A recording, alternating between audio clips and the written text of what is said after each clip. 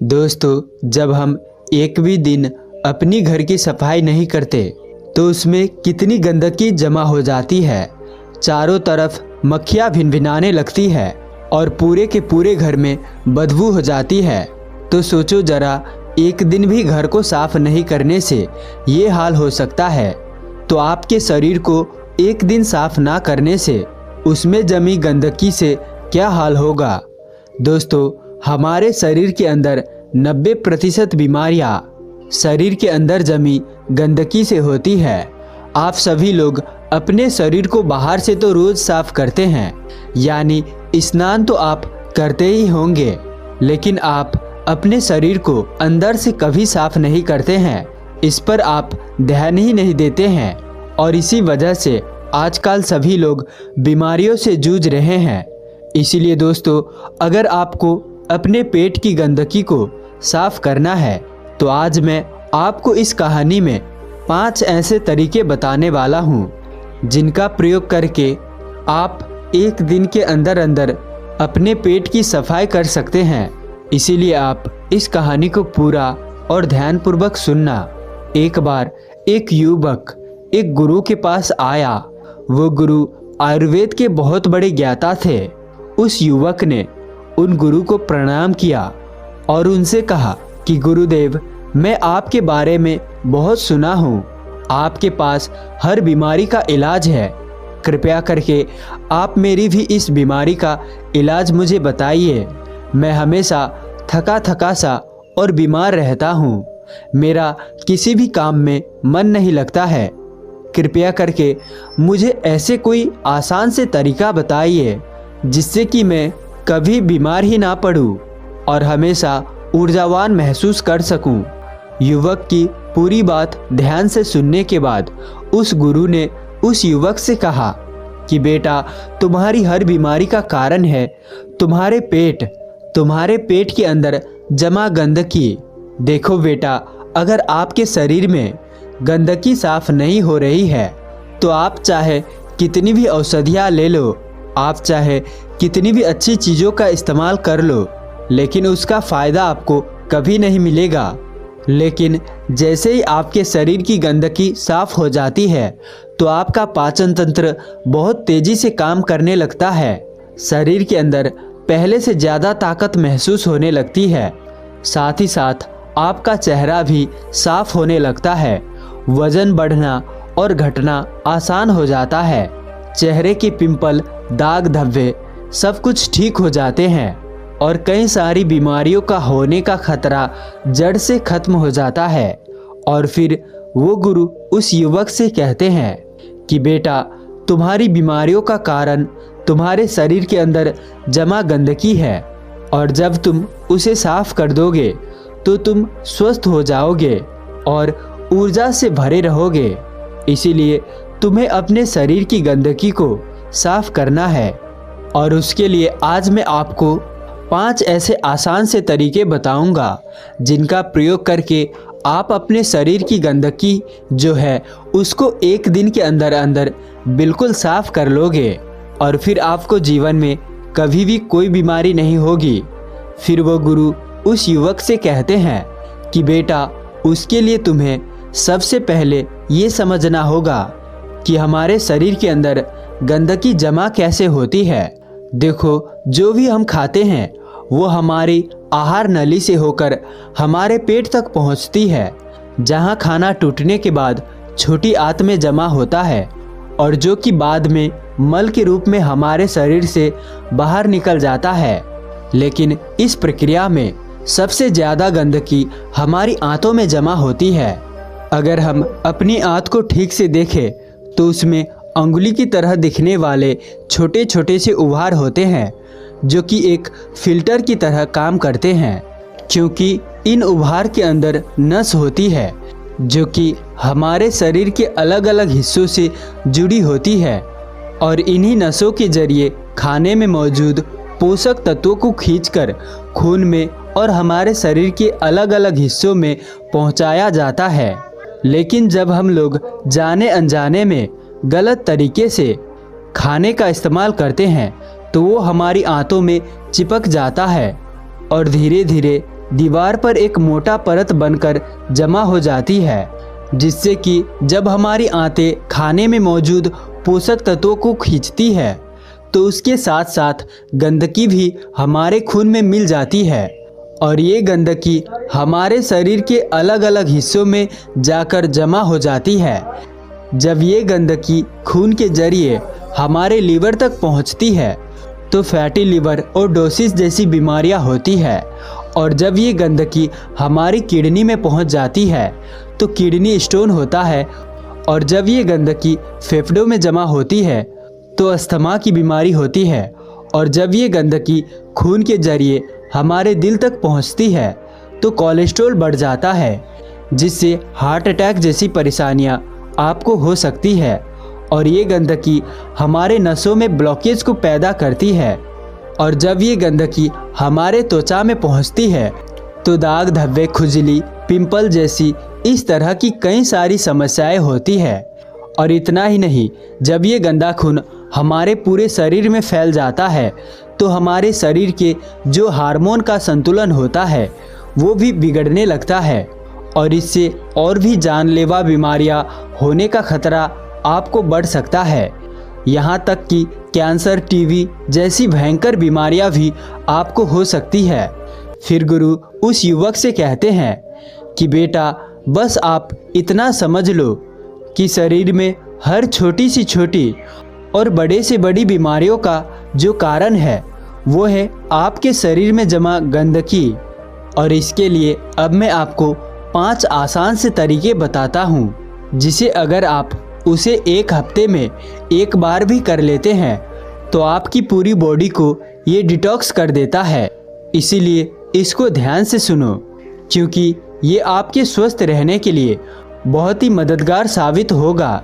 फिर गुरु उस युवक से कहते हैं कि बेटा, सबसे पहला तरीका है, इसमें आपको करना है कि जैसे ही आप सुबह उठते हैं तो आपको सबसे पहले फ्रेश होने जाना है और इसके बाद आपको एक गिलास हल्का पानी गर्म करना है और उसमें आधा नींबू निचोड़ लेना है और फिर उस नींबू पानी को घूट घूट करके पी जाना है।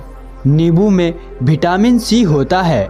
विटामिन सी आपके सेल्स को रिपेयर करता है और आपकी इम्यूनिटी को इम्प्रूव करता है, त्वचा और हड्डियों को भी स्वस्थ रखता है।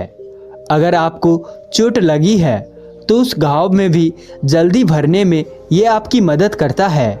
जब आप इस नींबू पानी को पीते हैं तो आपकी बॉडी हाइड्रेट होती है और ये पानी आपकी आंतों में जाकर चिपके हुए जो टॉक्सिक्स होते हैं उसको साफ कर देता है। जब सुबह सुबह विटामिन सी आपके खून में जाएगा तो आपके सेल्स में जमी हुई गंदगी बाहर निकलेगी और सेल्स में जो भी डैमेज हुआ है वो भी रिपेयर होने लगेगा। नींबू पानी पीने के बाद आपको क्या करना है, इसके बाद आपको 15 से 20 मिनट तक सुबह की धूप में बैठ जाना है। ऐसा करने से क्या होता है कि जो धूप में विटामिन डी होता है, जो हमारे शरीर के फंक्शन के लिए बहुत ज़रूरी है, और साथ ही साथ विटामिन डी के मौजूदगी में जितने भी जीवाणु होते हैं, कीटाणु होते हैं, वो सब मर जाते हैं। इसीलिए आपको नींबू पानी पीने के बाद धूप में 15 मिनट तक ज़रूर बैठना है। फिर गुरु दूसरा नियम बताते हुए कहते हैं कि बेटा, आपको 1 चम्मच नारियल का तेल या फिर अरंडी का तेल आपको लेना है और उस 1 चम्मच तेल को अपने मुंह में डालना है। इसके बाद 15 मिनट से 20 मिनट तक आपको मुंह के चारों ओर उसे घुमाते रहना है।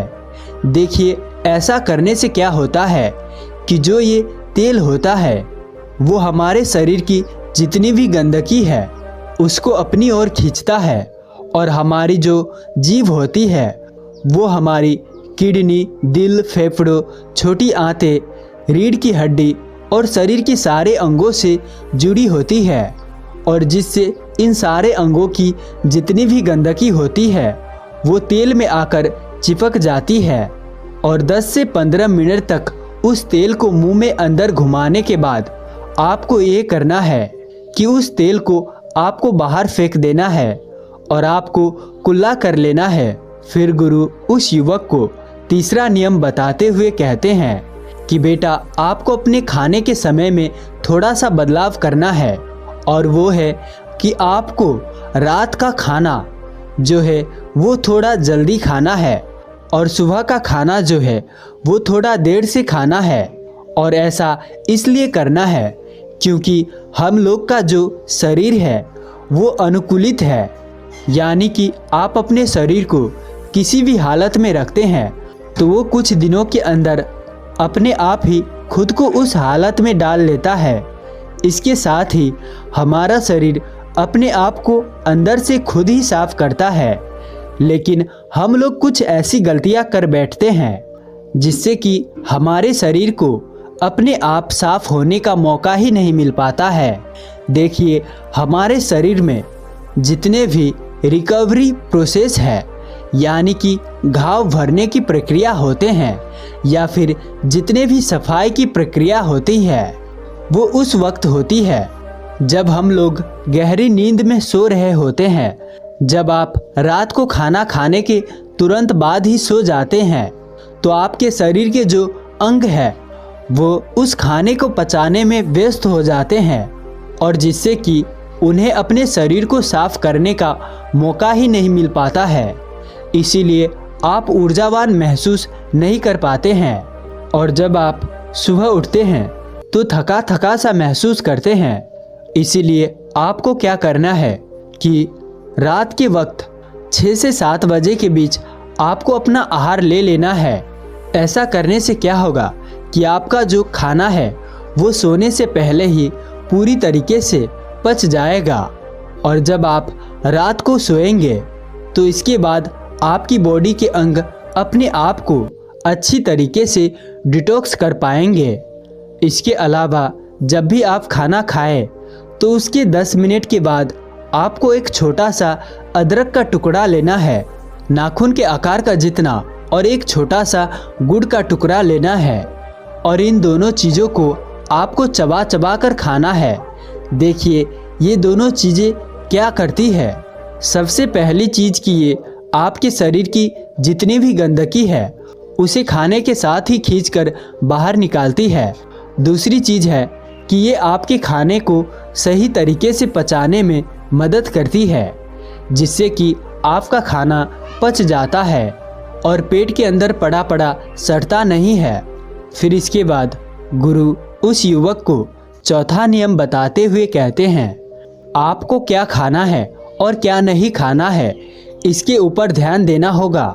सबसे पहली चीज़ है कि जब तक आप अपने शरीर को साफ नहीं करेंगे तो कुछ दिनों के लिए तो तेल से बनी हुई चीज़ें जैसे कचौरी, समोसा, टिक्कीज, चाउमीन, बर्गर और पैकेट में मिलने वाली चीज़ें, बिस्किट्स, चिप्स, कोल्ड ड्रिंक और चीनी से बनी सभी तरह की चीज़ें पूरी तरह से खाना बंद करनी होगी, क्योंकि ये चीज़ें आपकी आंतों में गंदगी के रूप में जमा हो जाती है। फिर गुरु उस युवक से कहते हैं कि बेटा, तुम्हें ये तो पता चल गया कि तुम्हें क्या नहीं खाना है। अब तुम ये समझो कि आपको क्या खाना है। इसे ध्यान से सुनिए। आप अपने घर के अनाज में जो भी खा रहे हैं उसमें आपको किसी भी तरह का बदलाव करने की कोई ज़रूरत नहीं है। बस आपको एक चीज़ का ध्यान रखना है और वो है सब्जी। देखिए, जब भी आप खाना खाएं तो उसमें सब्जी की मात्रा ज़्यादा रखें, यानी कि पहले अगर आधा कटोरी आप सब्जी खाते थे तो अब से आप 1 कटोरी सब्जी के साथ खाना खाएं। ऐसा करने से क्या होता है, सब्जी में फाइबर की मात्रा अत्यधिक होती है और फाइबर ही वो चीज़ है आपकी आंतों में जमी गंदगी को खींचकर आपके मल के साथ आपके शरीर से बाहर निकाल सकती है।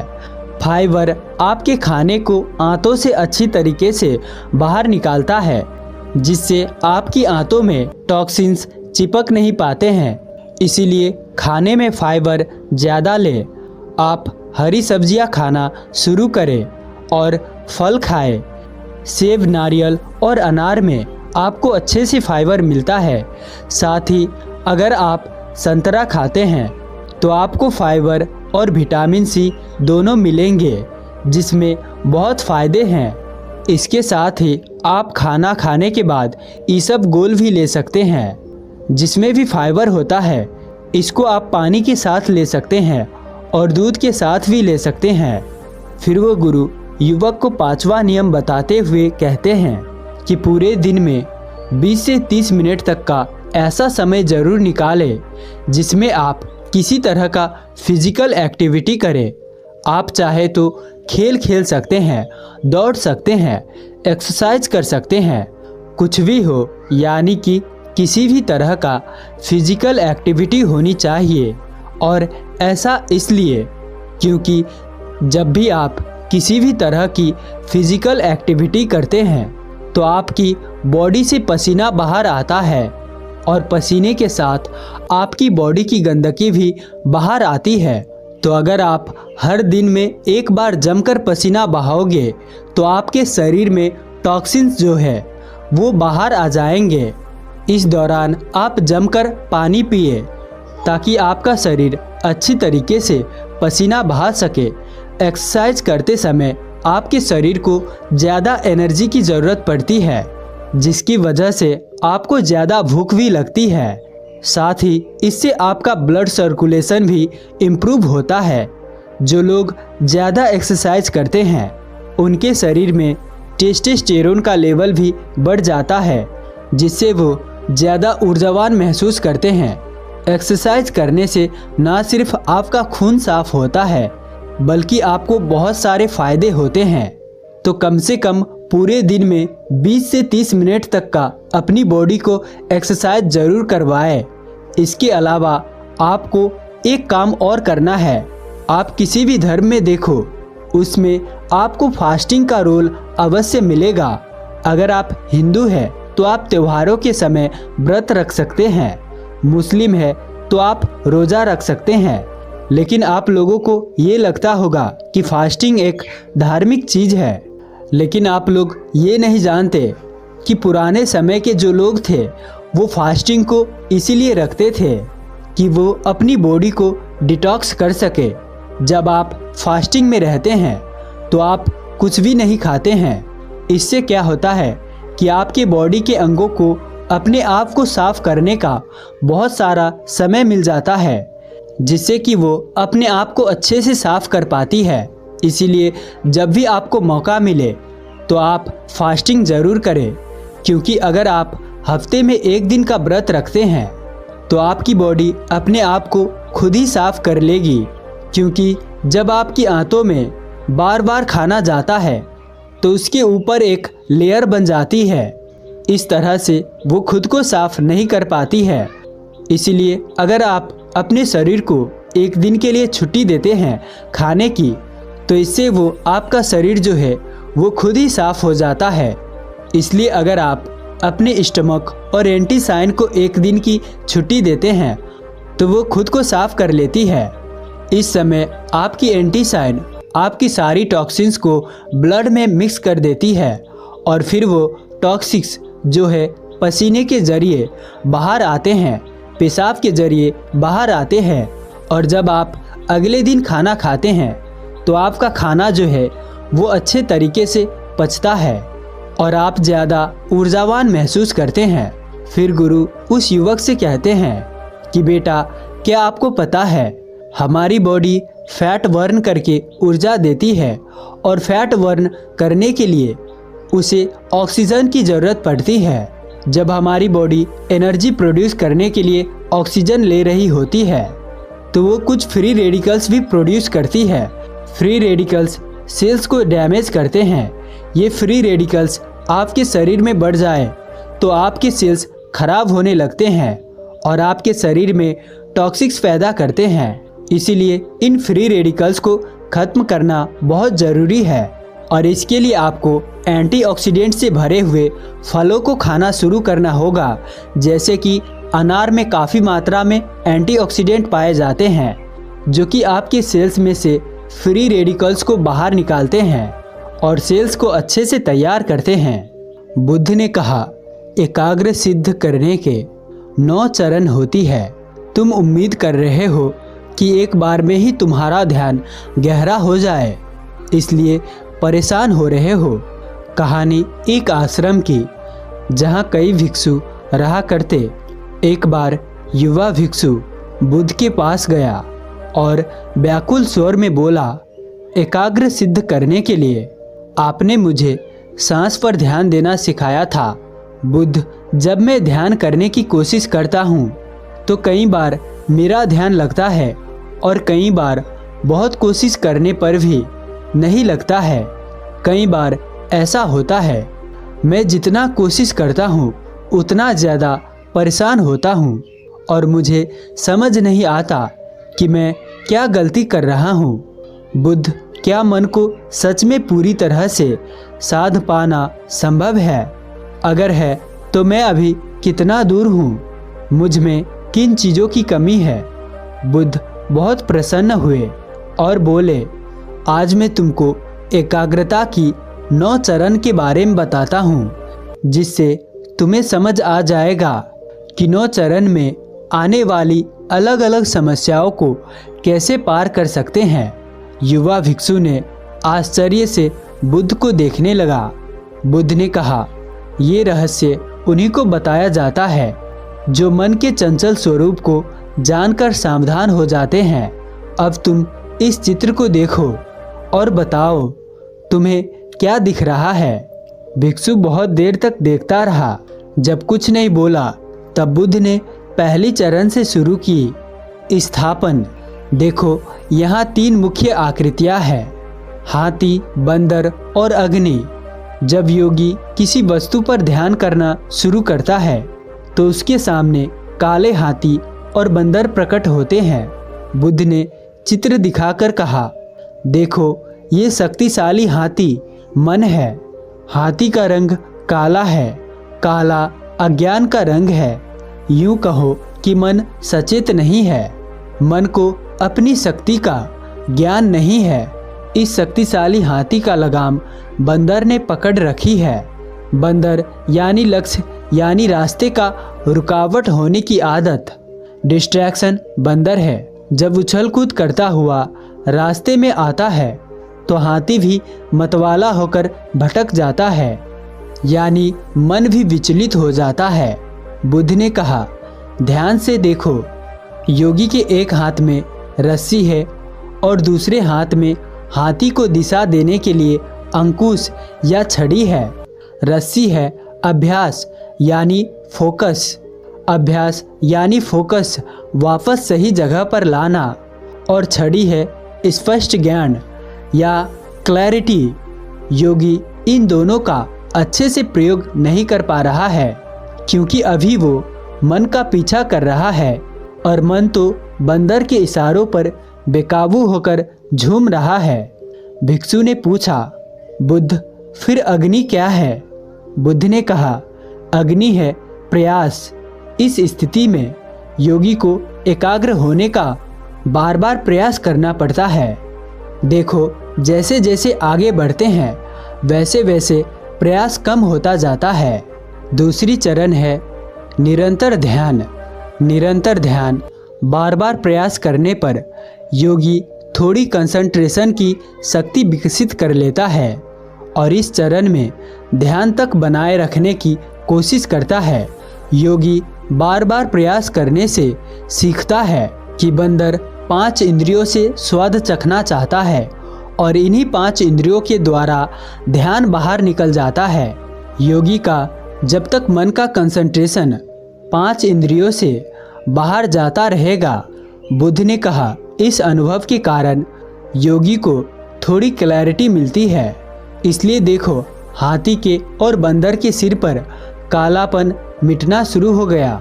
पुनरावर्ती ध्यान, जैसे जैसे योगी मन की आदतों को समझता है, उसके लिए ध्यान बार बार वापस एक जगह लगाना थोड़ा आसान हो जाता है।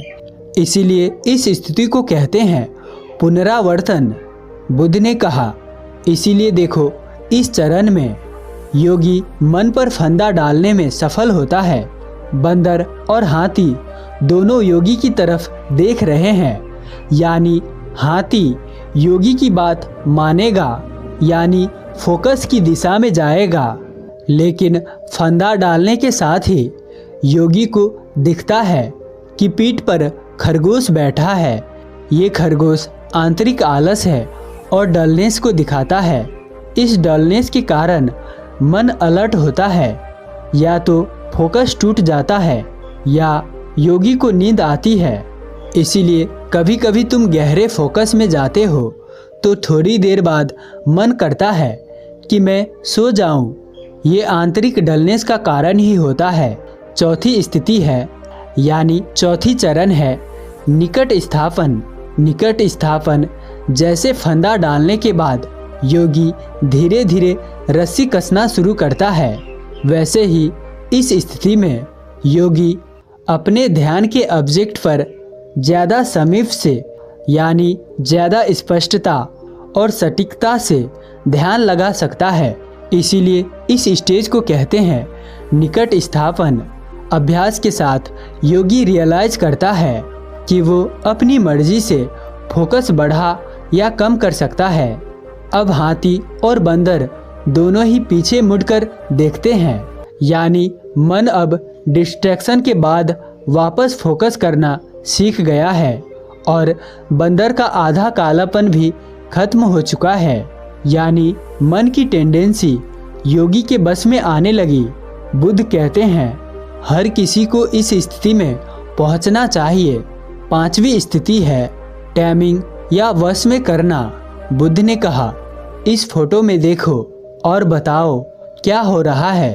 भिक्षु ने कहा सबसे बड़ा बदलाव जो मुझे दिखता है कि योगी हाथी के आगे और बंदर हाथी के पीछे आ गए हैं और योगी हाथी के सिर को अंकुश और छड़ी से छू रहा है।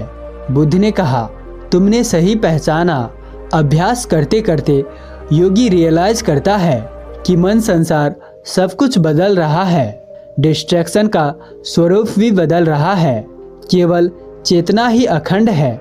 इसे क्लियर अंडरस्टैंडिंग कहते हैं, जो यहाँ अंकुश या डंडे के रूप में दिखाई दे रहा है। अब योगी समझ गया है कि डिस्ट्रैक्शन भी स्थायी नहीं है। अब वो अंदर से अभ्यास करने के लिए उत्साहित होता है। तब ये अवस्था प्राप्त होती है और विचलित होने की टेंडेंसी बहुत कम हो जाती है। इसीलिए इस उत्साह को दर्शाने के लिए योगी को आगे और बंदर को हाथी के पीछे दिखाया गया है। अगली स्थिति है आंतरिक शांति। इस स्थिति में बहुत ही कम प्रयास से योगी डिस्ट्रैक्शन को शांत कर लेता है और आसानी से फोकस ध्यान के विषय पर बनाए रखता है।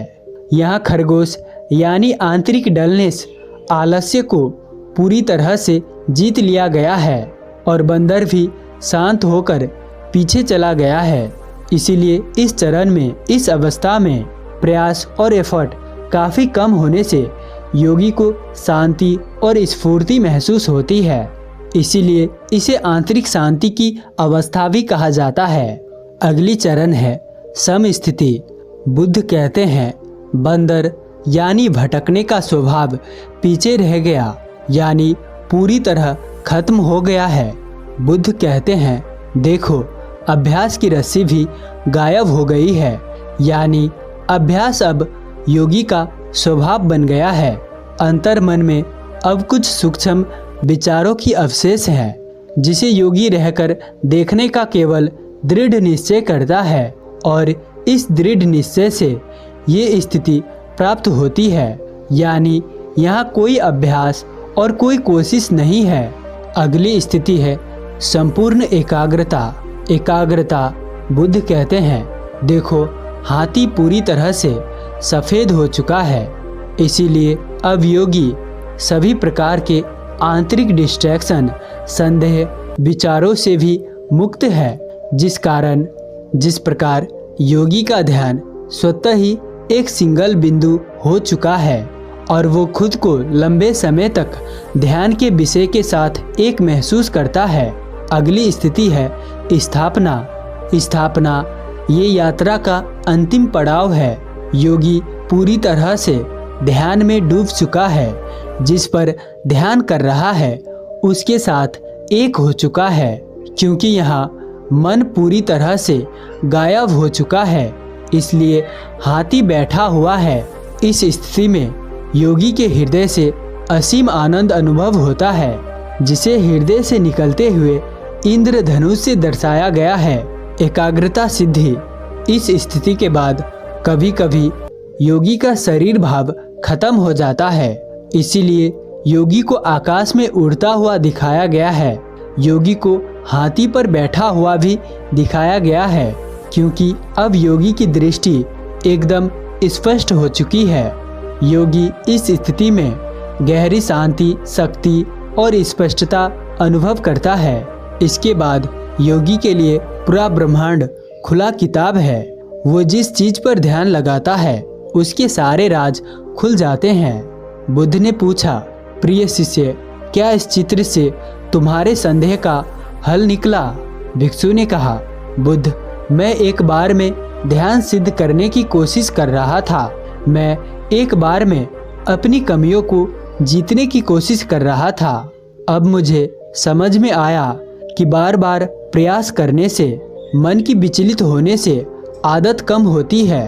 अब मैं समझ सकता हूँ कि मैं किस चरण में हूँ, किस स्थिति पर हूँ और कौन सी रुकावटें मुझे परेशान कर रही है। बुद्ध ने कहा, बिल्कुल सही। संदेह करना बंदर को ताकतवर बनाता है, इसीलिए संदेह के बजाय तुम केवल 2 साधनों का प्रयोग करो। पहला, अभ्यास यानी कि रस्सी, मन को बार बार लक्ष्य पर लगाना। दूसरा, स्पष्ट ज्ञान या छड़ी, ये समझाना कि मन, संसार सब कुछ परिवर्तनशील है। सारी परेशानियाँ और डिस्ट्रैक्शन भी केवल हमारे मन का रिफ्लेक्शन ही है और ये सब भी बदलता ही रहता है। केवल तुम्हारी चेतना है जो कभी नहीं बदलती। ये अंकुश यानी क्लैरिटी तुम्हें निराश नहीं होने देगी। बस तुमको इन्हीं दोनों साधनों का प्रयोग करना है, बाकी गुण अपने आप प्रकट हो जाएंगे। फिर बुद्ध कहते हैं, एक बार और चित्र देखो। पहले योगी ध्यान लगाने की कोशिश करता है तो पाता है कि मन हाथी, बंदर के पीछे झूमता है। फिर भी वो ध्यान लगाने की कोशिश करता है। इस प्रकार बार बार प्रयास करने से निरंतर ध्यान की स्थिति प्राप्त होती है। यहाँ योगी इंद्रिय और मन के बीच में क्लैरिटी पाता है कि कंसंट्रेशन इंद्रियों से बनकर बाहर निकल जाता है। अब योगी मन और इंद्रियों के बीच में अंतर पैदा करता है। मन की आदतों को बेहतर तरीके से समझता है, जिससे उसके लिए भटका हुआ ध्यान वापस लाना आसान हो जाता है। इससे अगली चरण में जाने के लिए आसान होती है, जिसे कहते हैं पुनरावृत्ति ध्यान। इस स्थिति में योगी ने हाथी के गले में फंदा डाल दिया। अब योगी ज्यादा सटीकता से ध्यान कर सकता है, जिससे योगी को निकट स्थापना की स्थिति प्राप्त होती है। जब योगी अंदर से अभ्यास करने के लिए उत्साहित होता है और डिस्ट्रैक्ट होने की टेंडेंसी और कम हो जाती है, तब वो बस में करने की स्थिति में पहुंचता है। यहाँ योगी बड़ी आसानी से डिस्ट्रैक्शन को प्रकट होते ही शांत कर लेता है। इसीलिए बंदर पीछे है और योगी आगे। अब योगी को डिस्ट्रैक्शन शांत करने के लिए ज़्यादा प्रयास करने की जरूरत नहीं पड़ती, जिससे अगली स्थिति प्राप्त होती है, आंतरिक शांति। यहाँ योगी को शांति और स्फूर्ति महसूस होती है। जब अभ्यास भी शांत हो जाते हैं और योगी केवल दृढ़ निश्चय करता है, तब सम स्थिति प्राप्त होती है। इस स्थिति में मन में केवल सूक्ष्म विचार बचे हैं, जिसे योगी केवल सम रहकर देखता है। इस प्रकार उसे अगली स्थिति प्राप्त होती है, संपूर्ण एकाग्रता की स्थिति। सभी प्रकार के आंतरिक डिस्ट्रैक्शन, संदेह, विचारों से भी मुक्त है, जिस कारण योगी का ध्यान स्वतः ही सिंगल पॉइंट हो चुका है। 9वीं स्थिति, स्थापना। योगी पूरी तरह ध्यान में डूब चुका है, मन पूरी तरह गायब हो चुका है। इस स्थिति में, इस चरण पर योगी के हृदय में असीम आनंद अनुभव होता है। तो दोस्तों, इस वीडियो से आपको अगर कुछ सीखने को मिला हो तो कमेंट करके ज़रूर बताएं और साथ ही अंत तक हमारे साथ बने रहने के लिए मैं किशन शर्मा आप सभी का दिल से बहुत बहुत धन्यवाद करता हूँ। तो चलिए मिलते हैं ऐसी किसी और वीडियो में, तब तक के लिए अपना ख्याल रखें। धन्यवाद।